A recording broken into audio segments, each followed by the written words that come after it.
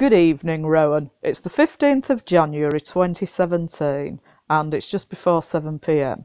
And obviously this is my usual Sunday evening video to reassure you I haven't been seducing any priests over the weekend, so you can relax. Because obviously I'm saving myself for my beloved, because he's so wonderful and we're made for each other, and we're soon going to be together having a really good time together in each other's arms on our bed of roses the moment that you're in prison. So do make sure you keep thinking about that, won't you? And I'd also mention once again that this is my Sunday evening video, but if anybody upsets me, there's going to be a lot more videos made. So don't even think about it if you don't want me to be making videos every day. I'm not putting up with a petulant brat like you stamping your foot and demanding your own way.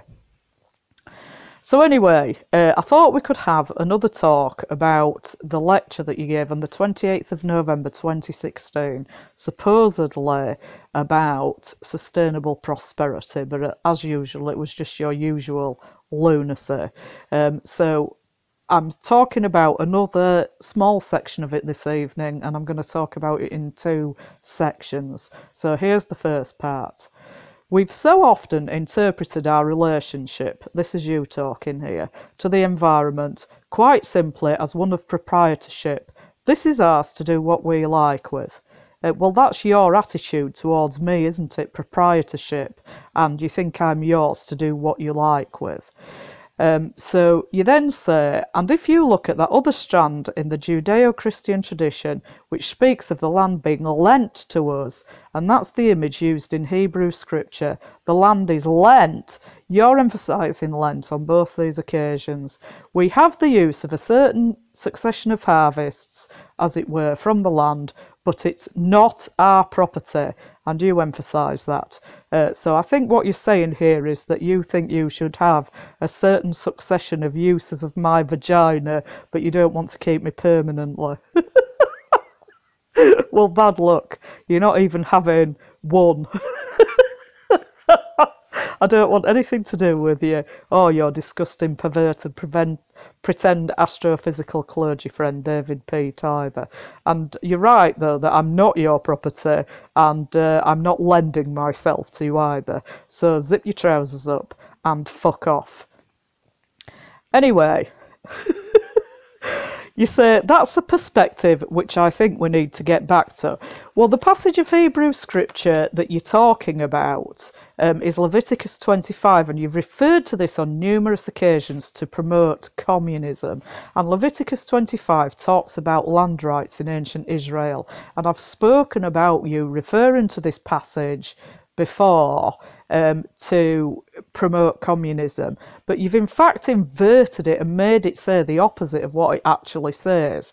You can see part of Leviticus 25 there on the screen.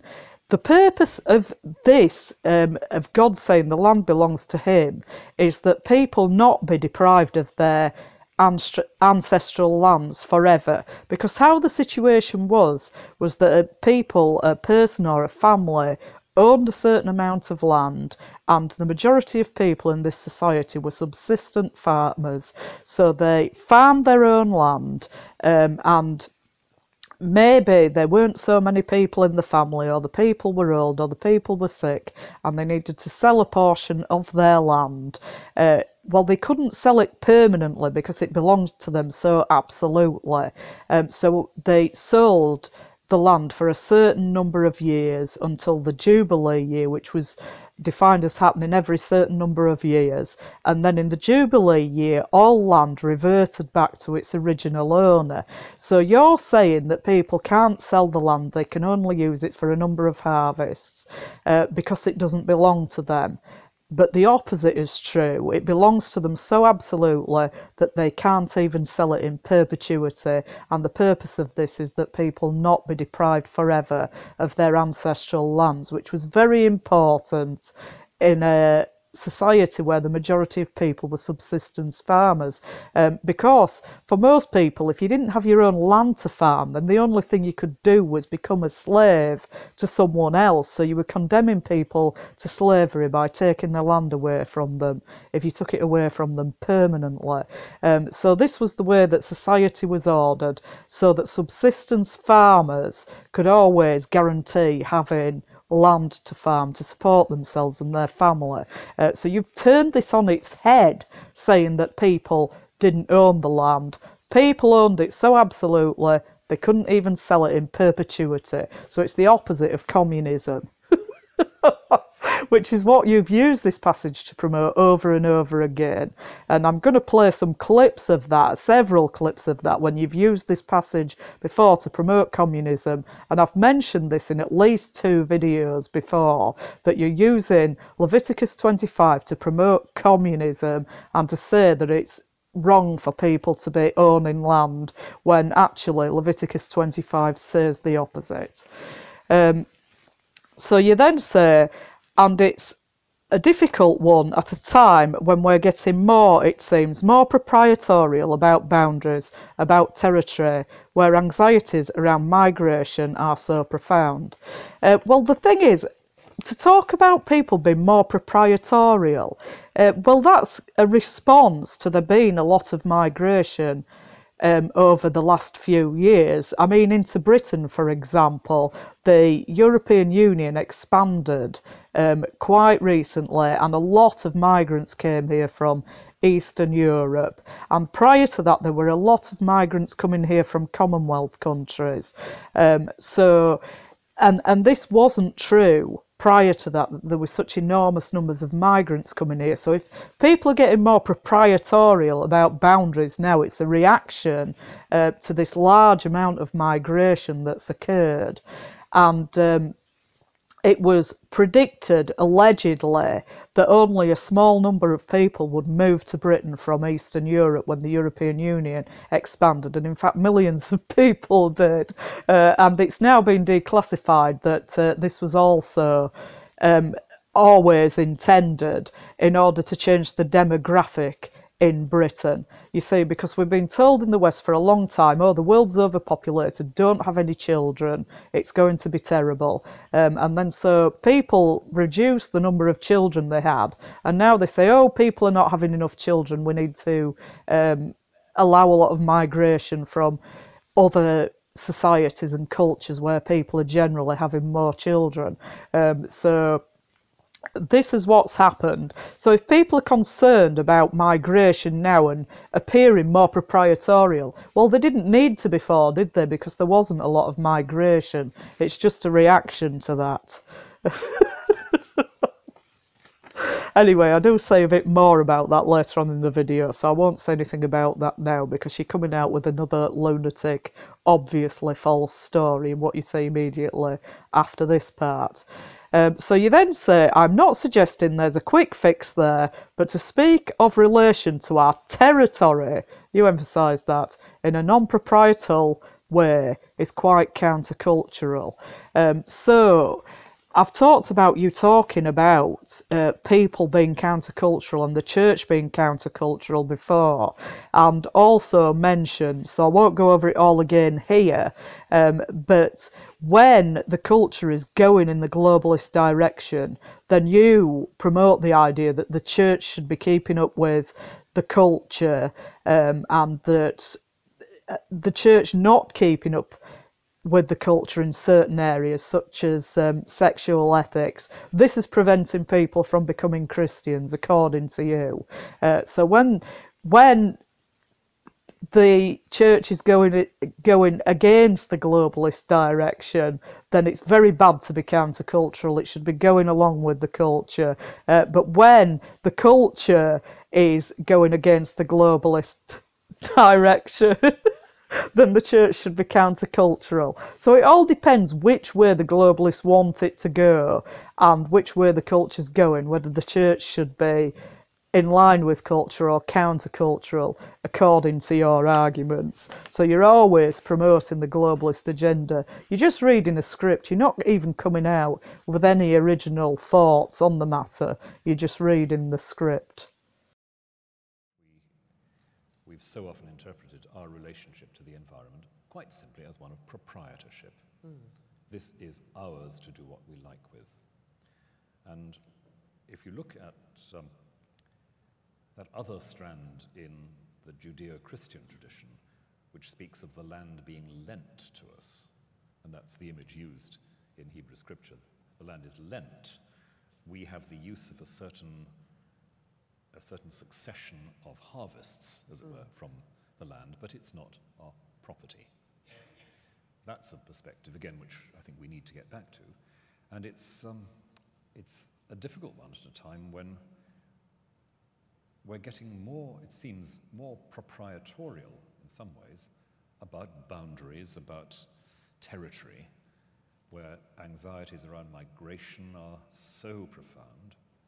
And I'm not suggesting there's a quick fix there, but to speak of relation to our territory in a non-proprietorial way is quite countercultural.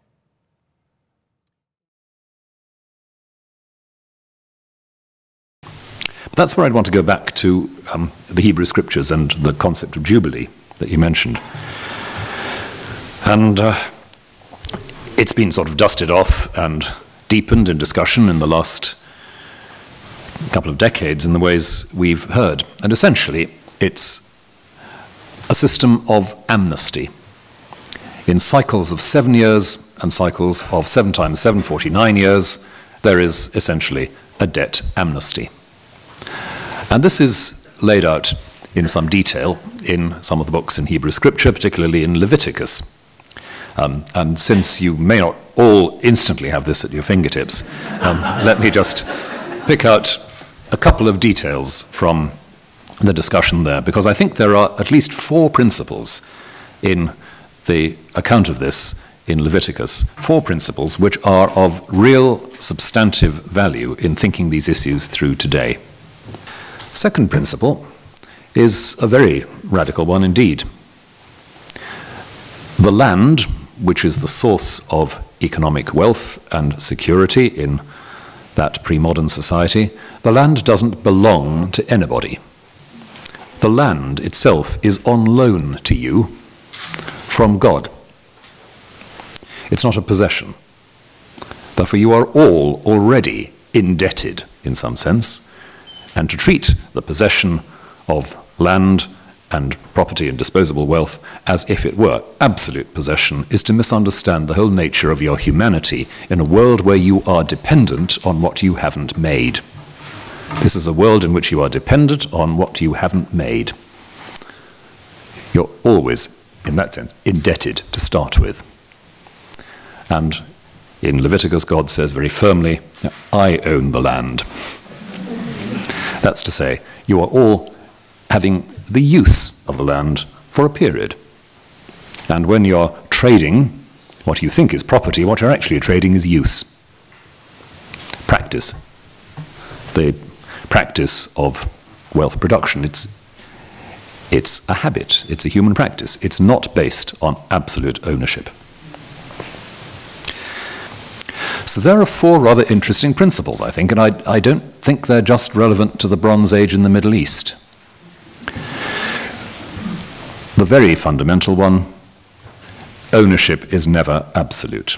We are all dependent in advance on what we didn't make and don't possess.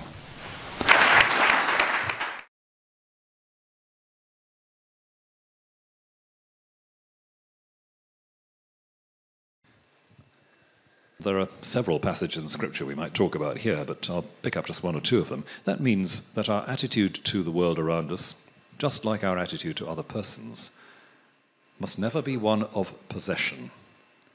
We don't own. We are given, but we don't own.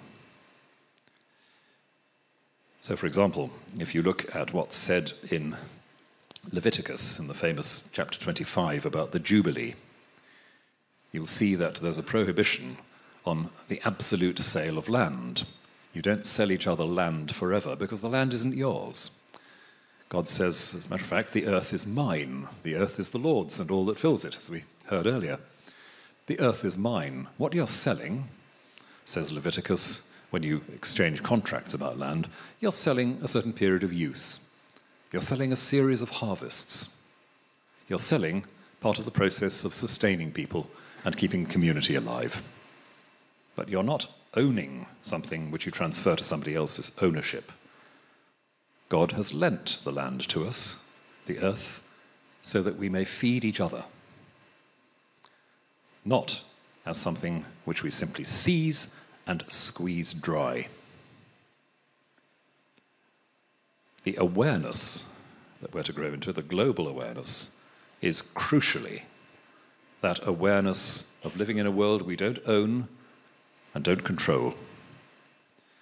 And if you like, the great opposition in the spiritual life is between an attitude of possessiveness, grasping, and delight and contemplation, on the other hand. The more we can get towards the delight and contemplation, the better. The more we're growing into God's delight in the world. The more we slip towards grasping, squeezing, ownership, the further away we move from a faithful lifestyle and a lifestyle in which we are growing towards God.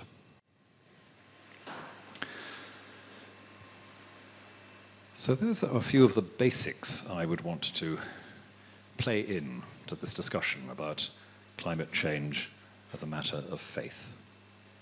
Our response to the crisis of climate change, to the needs of those most at risk in our world from a changing climate, our response, if it's to be a response of faith, needs to be a response informed by all of that sense of letting go, of stepping back from ownership and control, learning to look at the environment with something of God's eyes.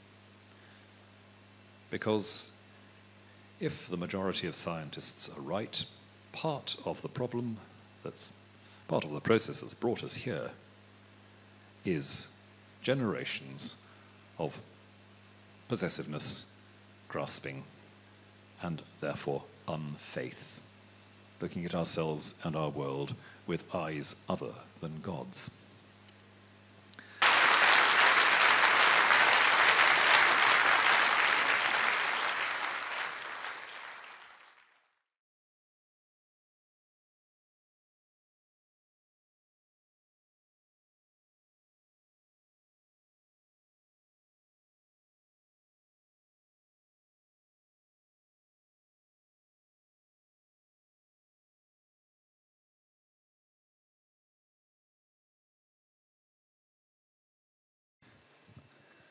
Back to Leviticus, God has given us the use of the land, not as a possession, but as something we use in order to nourish a community. And that's what we have to keep in focus, I think.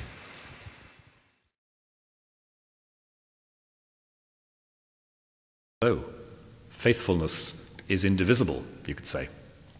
If we're going to be faithful to the human creation, we're called to be faithful to the creation overall. And it seems to me that that particular theme is one which can make sense in our congregations as we talk about it, because it drives us back to those basic, profound stories and texts which make up the scriptural record. They point us back to the God who sees creation and says it is very good. The God who promises never again to destroy creation after the flood. The God who in the law of Moses lays down that the land shall not be anybody's property forever, because this earth, this material stuff in which we grow things, on which we build things, is just lent to us. The land is God's, and that means that nobody has an absolute claim of possession over it. That has its own implications and a long story there too.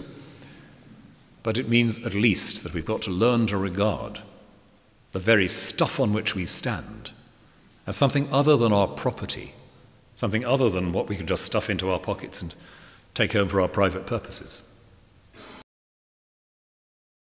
So the second part I want to talk about is in response to a question that's posed by the person that you're in dialogue with at this moment in the video that I'm showing. So she asks, how do you feel we should speak to and shape that side of human nature that does fear the other and that wants to protect family and tribe, that wants to push away those people and threats that they feel could shape their own status or position, and that seeks scapegoats to explain perhaps our own disappointments? So a highly middle-class slant on the situation of immigration there. Well, first of all, there's nothing wrong with wanting to protect family and tribe, is there? And to push away people who are threatening, either to your well-being or to your life or to your prosperity or whatever. So there's nothing wrong with that at all. It's interesting that the people who promote a lot of immigration, they frame it in the way that people want to come here from other parts of the world for a better life for themselves or their family. And particularly in the case of refugees, they're often fleeing bad situations to protect themselves and their families. So when people are coming into the West with the intention of protecting themselves and their families from threatening things, then that's a good thing. But if people who are already in the West want to protect themselves from outsiders who may be threatening to their family, well-being and prosperity, then that's a bad thing. So people in the West are not expected to have the same concerns about protecting themselves from potential threats. It's a good thing when everybody else does it. It's a bad thing when Westerners do it. But anyway, she could be talking about you here, couldn't she? Because you act in a very hostile way to people that you see as threatening. And because you fixated at a very early psychological stage of development, then you see or perceive far more things as threatening than a mature adult would, or even an older child, to be frank, because an infant's life existence is threatened if the rest of the universe doesn't revolve around it, if other people aren't meeting its needs. But older people can meet their own needs. I've said this before, and because you've got the mentality of an infant, you think you're going to cease to exist if other people don't instantly respond to you and give you what you want. So she could be talking about you there, because you do fly into a violent rage when people don't give you what you want, and this is because you feel that your very existence is threatened because of this. So when you're protecting yourself and your own narcissistic delusions, that's also a good thing.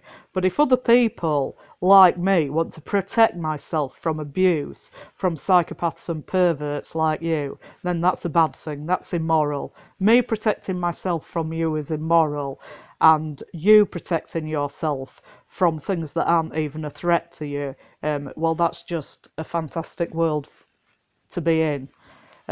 So this seems to be your slant on the subject. Anyway, so you answer this question. That's a colossal question about moral education, isn't it? Well, that's already pretty hilarious.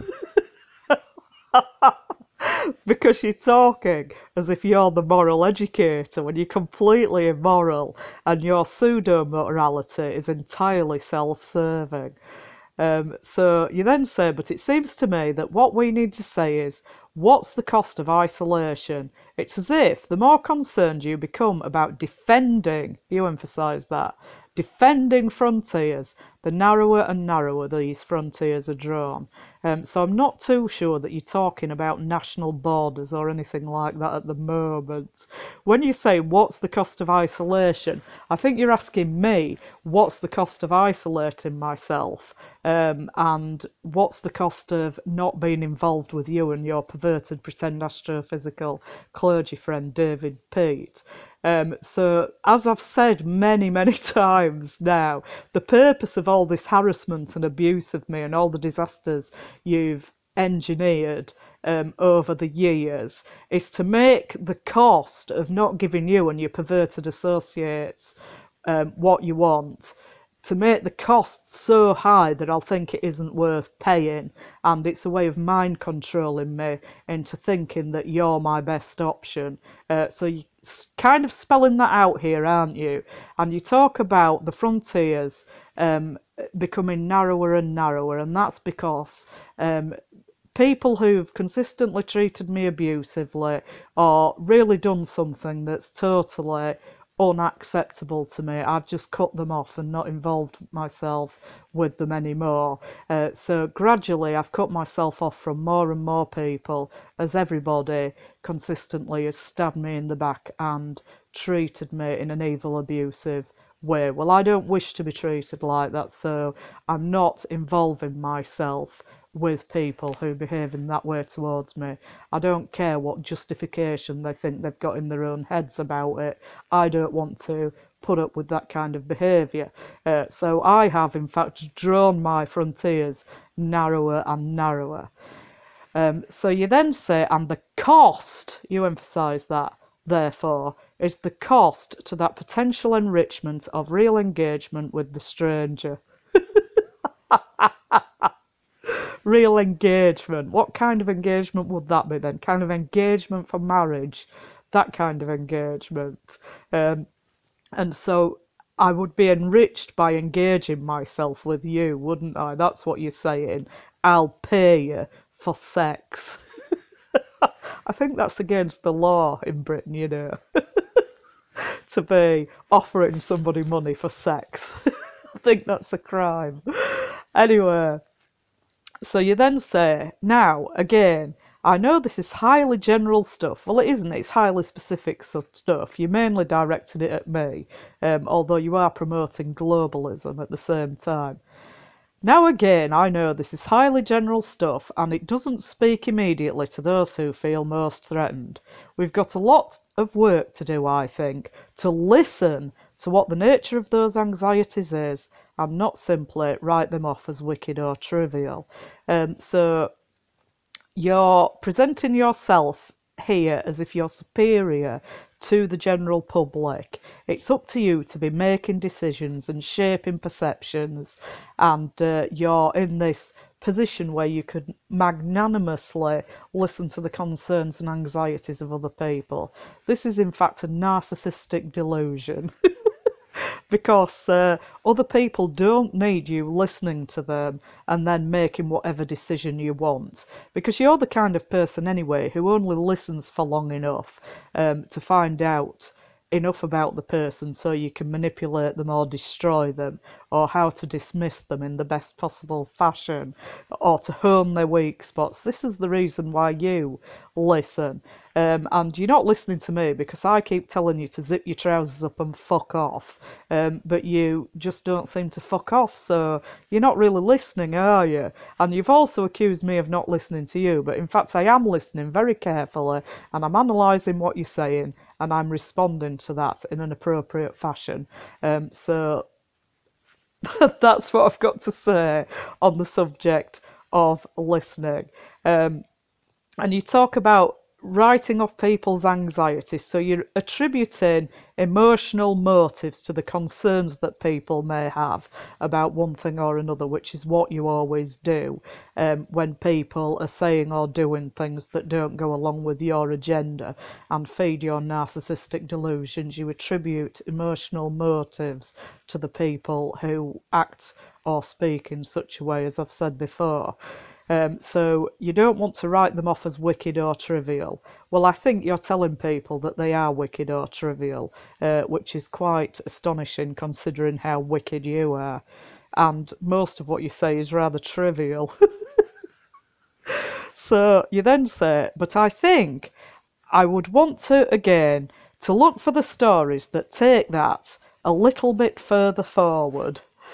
I've quoted sometimes a story by an elderly lady in Coventry many, many years ago who spoke about her bitter resentment, you emphasise bitter, when a Caribbean family moved in next door in her block of flats, and how she had a fall, you emphasise that as well, in the flat, and it was the children from next door looking through the window who'd seen her on the floor and called the ambulance. So you've quoted this story before, and I have commented on it before. You quoted it in a speech that you gave about global ethics, supposedly, at St Martin in the Fields on the 19th of September 2016. And this is the same lecture where you were quoting Sash lyrics, and you thought that I was in the audience, and you were trying to convince me to have sex with you, and threatening to kill me if I didn't in this lecture at St Martin in the Fields. So you told this story before. When you told it in September 2016, you told a far more elaborate version of it than the one that you're going to give now. And I've also commented on this before, because I think that you're mentioning Coventry here, because the first time that I met you was on a train from Cardiff to Coventry, and I was sharing a taxi with you in Coventry with a couple of friends of mine as well. So I think this is where this Coventry story comes from. And as I've also said before, that you frame stories that are fictitious, and there's other examples of that, by saying many, many years ago. So in the more elaborate story that you gave in September 2016, I'm going to play the clip of that as well. You said that you'd been visiting a parish in Coventry, that it was many years ago, and then you told this story. And the reason that you say many, many years ago is so that if anyone asks you for the details of the story, like what was the lady's name, or where was the parish in Coventry, which parish was it in Coventry, or what was the name of the parish priest, then you'll just pretend you've forgotten all the details and they're lost in the mists of time. So this is why you frame fictitious stories with many, many years ago, and I've given other examples of that before. So you're talking about this lady then in Coventry, this fictitious lady, who spoke about her bitter resentment when a Caribbean family moved in next door in her block of flats. So what you actually said in September, you gave more details about this. First of all, you said that she came from a generation where having black neighbours was a bad idea, or something to that effect. So you're really presenting the impression to me that you think that having black neighbours is a bad idea. And in fact, because you've always lived in wealthy areas, you've never had any black neighbours. So it's you who's really presenting a racist attitude here, rather than this fictitious old lady. And also, when you told this story in September and you gave more details, you said that the reason that she was annoyed by the family was because there were young children there who used to knock on her door and peer in her window. And you said, and this is a quotation, she was very annoyed about this because she thought they were intruding into her private space. Well, if that's how they were behaving, then they were intruding into her private space, and she'd got every right to be annoyed about it. And she would have been equally annoyed if the children were white. They were behaving in a rude and intrusive way. So anyway, this is how the story of this fictitious woman and fictitious Caribbean family goes on. So the Caribbean family moved in next door in her block of flats. She's telling you this story, and how she'd had a fall. You emphasise fall. I'm assuming that means fall from grace. How she'd had a fall in the flat, and it was the children from next door looking through the window who'd seen her on the floor and called the ambulance. So you then go on to say, and it's a simple, sentimental story, but my picture of it is still very vivid. Well, it will be, because you only made it up recently, didn't you? The picture of this old lady with her arms around the two Caribbean children who had saved her life. Well, in September you said that the 2 Caribbean children were jumping up and down on her arms in an excited fashion, which I said in my commentary on that would mean they were very young, and then you said that several years before they'd called the ambulance, so they must have been about 2 years old when they called this ambulance, so they were fantastically advanced children. So you've modified this story now to eliminate the most ludicrous aspects of it.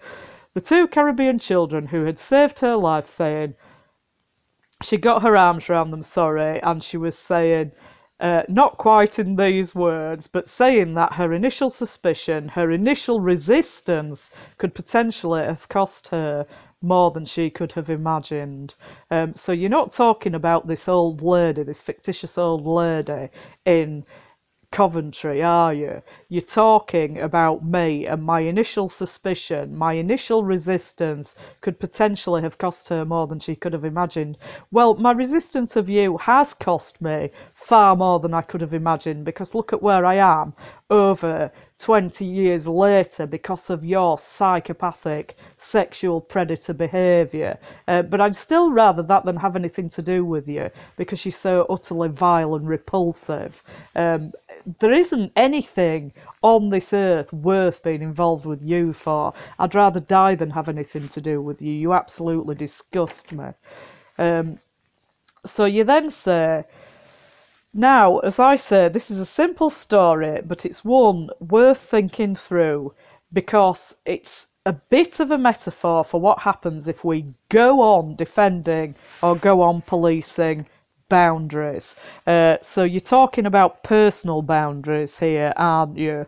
And that I might end up dead if I go on defending or policing my boundaries, or being involved with this criminal investigation that's going on against you. So that's what you're saying there, isn't it? So anyway,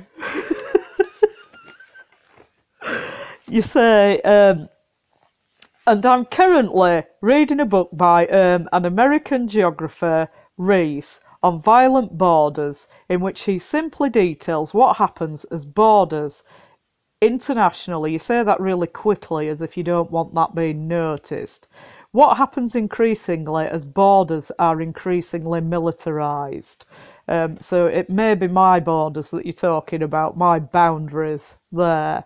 And what happens, of course, is predictably the steady erosion of a general sense of civil liberties or civil peace.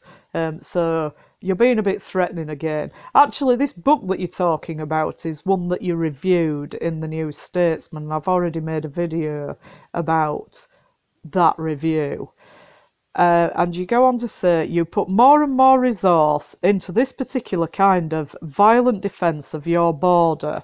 The body count mounts up, but also the whole sense of society's own moral habits begins to change. And it's a very interesting book to use to reflect on this question of cost. So you're just emphasising over and over again, it costs too much, it costs a lot for me to be defending my boundaries, and that I can't imagine what it's going to cost, and it might cost my life, the body count's mounting up, and all of this is to try and manipulate me to act out your perverted sexual fantasies, and to mind control me into thinking you're my best option in life, which is utterly ridiculous. You're nobody's best option. You're a truly vile human being. So then the person you're in dialogue with mentions the border between the US and Mexico and what might happen now that Donald Trump's the president there. And you say, indeed, which is already a boundary where loss of life is in the thousands over the last decade or more. So supposing Donald Trump builds a wall and secures the border between Mexico and the United States, so is that going to increase the body count or decrease the body count? Because it may mean that less people try to cross the border if they know that it's going to be much more difficult. If you can just walk across the border, hundreds of people a day, which is what's happening at the moment, and a lot of criminal elements there as well, drug traffickers and people traffickers, which is what's leading to the body count. It's not people defending the border that is leading to this body count. It's the criminal elements who are trafficking people and drugs and other contraband items into the United States from Mexico. So building a wall may decrease the body count rather than increase it. So it's a conflated argument there to suggest that securing a border is going to make the body count larger. And also, if you don't control your borders, you've got no control over who comes into the country. There's many criminals come into the country as well. You talk about this fictitious old lady and this fictitious Caribbean family, that her life was saved, is what you're saying, because this Caribbean family moved to Britain. Well, just imagine this scenario. Maybe another old lady, a white old lady, moved in next door to her instead of this Caribbean family. Well, maybe she would have made friends with that old lady, and the old lady may have checked on her every day, her friend, and found her even sooner than the children who were rudely looking through the window. So it happened to be that it was a Caribbean family living next door to her, and they found her. This story's all fiction anyway, but it could equally have been a white person, and she might have been more inclined to be friendly with a white person, since you've said she was from a generation that was suspicious of immigrant neighbours and of black people, basically, because there were very few black people living in Britain some decades ago, so people had never seen black people before, so they didn't really know what to expect. That's not what you said. You said having black neighbours was a bad idea or something to that effect, which suggests that you think it's a bad idea rather than anybody else. Just think, when you're in prison and I'm in bed with my lover, and we're having a really good time on our bed of roses, your wife might run off with a black man. You never know.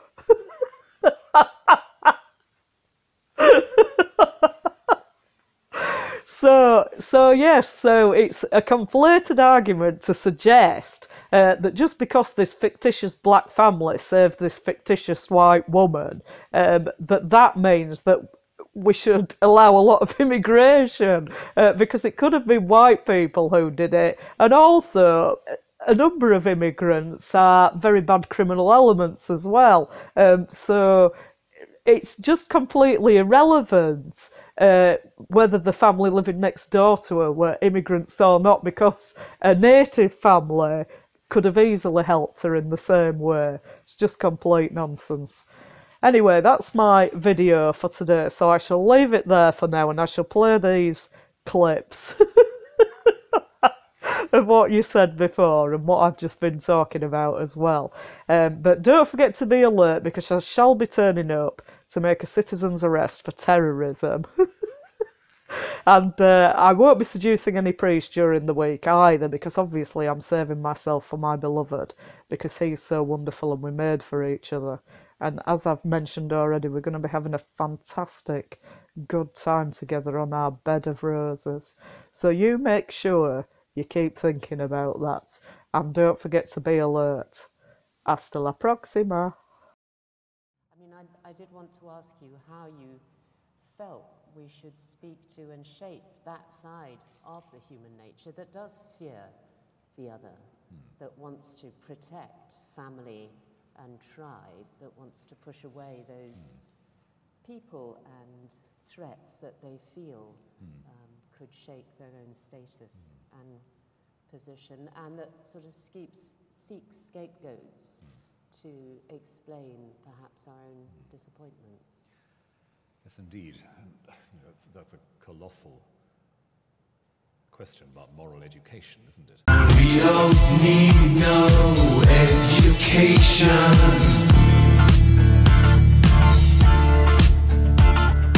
We don't need no thought control. Doesn't it worry you that the children are getting no education? No. Well, they don't miss nobody. They don't miss no. It seems to me that what we need to say is, what's the cost of isolation? It's as if the more concerned you become about defending frontiers, the narrower and narrower those frontiers are drawn. And the cost, therefore, is the cost to that potential enrichment of real engagement with the stranger. Now, again, I know this is highly general stuff, and it doesn't speak immediately, probably, to those who feel most threatened. We've got a lot of work to do, I think, just to listen to what the nature of those anxieties is, and not simply write them off as wicked or trivial. But I think I would want to, again, to look for the stories that take that a little bit further forward. I've quoted sometimes a story told me by an elderly lady in Coventry many, many years ago, who spoke about her bitter resentment when a Caribbean family moved in next door in her block of flats, and how she'd had a fall in the flat, and it was the children from next door looking through the window who'd seen her on the floor and called the ambulance. And it's a simple, sentimental story, but my picture of it is still very vivid. A picture of this old lady with her arms around the two Caribbean children who had saved her life. Saying, not quite in these words, but saying that her initial suspicion, her initial resistance could potentially have cost her more than she could have imagined. Now, as I say, it's a simple story, but it's one worth thinking through, because it is a bit of a metaphor for what happens if we go on defending or go on policing the boundaries. Many years ago, I was visiting an urban parish in Coventry, and after the Sunday morning service, got into conversation with an elderly lady from the parish who was surrounded by a family of obviously originally Caribbean people. The two little girls of this family were clinging onto the old lady's arms and jumping up and down with great enthusiasm, and she was obviously completely devoted to them. She told me that some years before, not very long before, when the children had been even smaller, the family had moved in next door to her. She'd been profoundly suspicious of them. She came from a generation where black neighbours were not a good idea. The children would occasionally knock on her door or peer through her window. She was very annoyed about this, because she thought they were intruding into her private space. Until one day she had an accident in the house, was left sprawled on the floor of her front room, until the children from next door, looking through the window, saw her and called an ambulance. The stranger as the one who could save your life couldn't be more vivid than it is in that little encounter. And I remember her saying, with tears in her eyes, "I can't do enough for them now." She had discovered her own life-giving freedom because she discovered a stranger who could save her life. All of this is, of course, fleshed out at length and in depth in some of St. Paul's writings. And I'm currently reading a book by an American geographer, Rees, on violent borders, in which he simply details what happens as borders internationally are increasingly militarized. And what happens, of course, is predictably the steady erosion of a general sense of civil liberties or civil peace You put more and more resource into this particular kind of violent defense of your border. The body count mounts up, but also the whole sense of a society's own moral habits begins to change. And it's a very interesting book to use to reflect on this question of cost, I think. Well, particularly now with the, well, we'll see what kind of border goes up between the US and Mexico. Well, and who indeed, pays for it, but, yes, which is already a boundary where loss of life is in the thousands over the last decade or more. One New Year's resolution to consider, and it's not too late. It's getting late for scraping and scratching on the paper. Something's gonna give under this pressure, and the cracks are already beginning to show. It's too late. The footman memorized the number, but the prince still holds both the slippers. A new dream of palace for a bed sit and Canterbury tales. Canterbury tales. Don't try to change me, you're wasting your time. Now I got something much better in mind. Robert De Niro's waiting, talking Italian.